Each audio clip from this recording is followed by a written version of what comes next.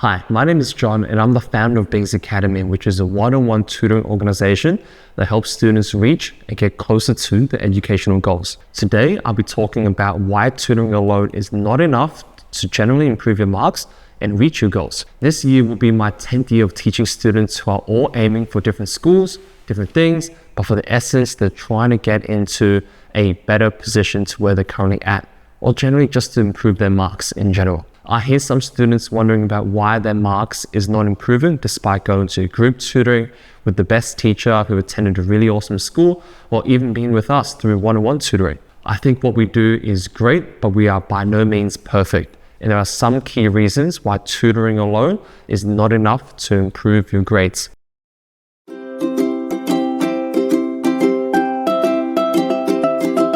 Let's get into the first reason. Tutoring can provide you with the tools and guidance to understand complex material, but without diligent practice, these lessons may not solidify in your mind. For instance, consider learning a musical instrument. A tutor can show you the techniques and correct your posture, but if you don't practice daily or every second day, you won't develop the muscle memory or the ear for music. Similarly, in academics, tutors can explain algebra concepts, but it's through your solving of multiple equations that you truly grasp the nuances of what really is being explained to you. Regular practice and revision are very important for knowledge transition from being understood to being mastered. This will also apply in our one-on-one classes as well. We can go a lot deeper on certain topics and try to adjust the approach in our class, and we are likely able to pay a bit more attention compared to group two, where they have to cater to the majority. But if the student doesn't do a homework or additional work where they're able to apply some all of what they were taught in class, it will just be forgotten. And we have to go through it over and again during the next lesson. That is why tutoring alone is not enough to improve your marks and improve your understanding. Additional revision is required, especially when it comes to maths, which requires concepts from the previous year. The second reason is an over-reliance on the tutor. A tutor's role is just like a coach. They can develop a game plan, provide strategy, advice, and refine your skills. However, when game day comes around, you're the one playing the match. If you lean too heavily on your tutor, you might find yourself unable to perform independently. For example, if a student relies on a tutor to provide answers rather than learn the problem-solving process themselves, during an exam without the tutor being there, the student would generally struggle to apply these processes alone. I know that I've personally been in this situation. The reason why I tell you to alone, I've taught students to face this issue constantly. When I go through an English assessment that contributes to the school report mark, I can assist, give some feedback, as well as prompt the students to understand what should be done next. But the reason why I will not write it myself is because, number one, it's not ethical, and number two, it won't help the student learn themselves. We don't want them to over-rely on us just for the sake of getting a certain mark. It won't help them long-term, and if we stop tutoring them, there's a big mistake, and they're probably going to be in serious trouble. Typically, most schools will give a 2-week notice period before every assessment in high school that goes towards the report. This will allow a tutor, if they're doing 1 or 2 classes, and we assume that this tutoring schedule is just 1 class a week, 1 to 2 hours before the assessment is due. A tutor is likely not able to complete an entire assessment together with the student in just 1 or 2 hours. I've been doing this for 10 years. If you're telling me you have a speech in 2 weeks and I only have 2 hours to go through it with the student, there's no way I can get through it, but I can get some done during class. The student will then have to do other work outside of class, otherwise there's not going to be enough time in the tutoring class to actually finish it. When it comes to group tutoring, this won't apply at all generally, as they typically don't help with any school assessments in high school. If it's an English assessment where you have to do a speech, the transcript can be assisted to an extent where the tutor can help with that aspect, but when it comes to performing the actual speech in itself, it's all on the student. A tutor is going to be there. The tutor can't make the student give eye contact, give the right tone for delivery, to use gestures appropriately. They can give some advice, but it's up to the students to do it, which is why students should not rely on the tutor, because the assessment may deliberately make it so that it's the student being tested properly. The third reason is that tutoring is great for certain benefits, but some aspects of the exam cannot be easily helped. Tutoring can help you grasp the course content, develop study strategies, but there are elements of the exam performance that are more personal and less tangible. This was touched upon previously, but let's use test anxiety as an example.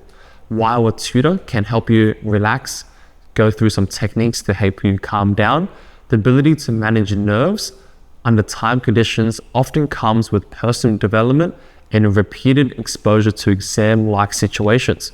Additionally, skills like time management, the stamina for long testing periods, and the ability to focus even during distractions are developed through discipline, practice, and experience over time. Some tests can be back-to-back, such as during my HSC, which is the high school certificate in year 12, which is probably the most important exam that you'll ever do in high school.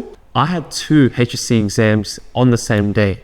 This was a 2-hour exam followed by another 2-hour exam. So I essentially had to focus for 4 hours, which is obviously quite a lot of time.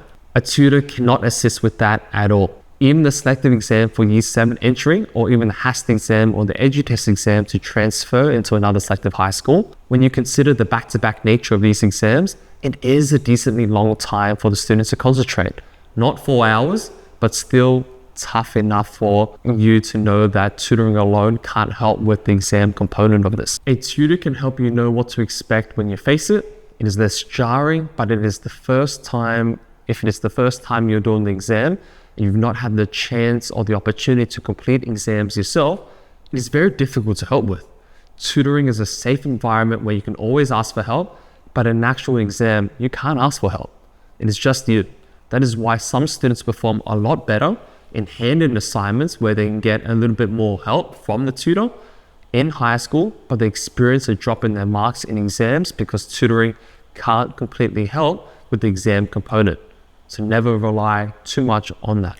In addition, education is not a one-size-fits-all approach, and neither are assessments. Tutors may be good at covering the curriculum, but they're not always equipped to teach adaptability and critical thinking, which is quite unpredictable in these test scenarios.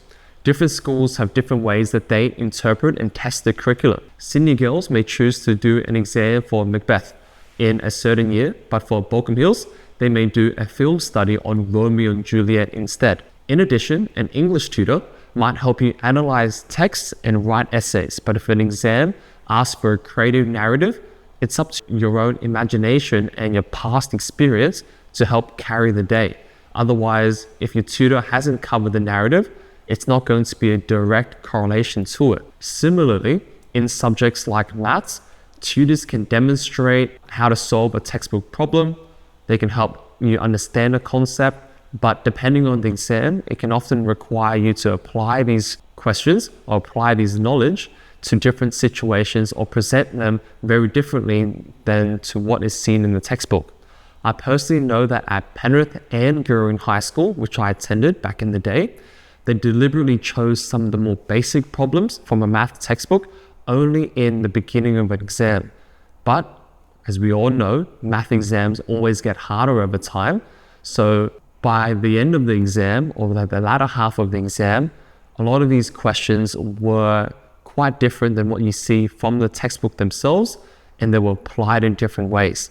The ability to apply knowledge to new and unique scenarios is developed over time and through diverse learning, including your own practice problems, and a tutor alone may not be able to assist with all the different combinations. You have to think quick on the spot. In conclusion, while tutoring is a valuable resource in the journey of education and improving your marks, it's really the integration of self-study, the development of independent problem-solving skills, and personal time management in exam environments.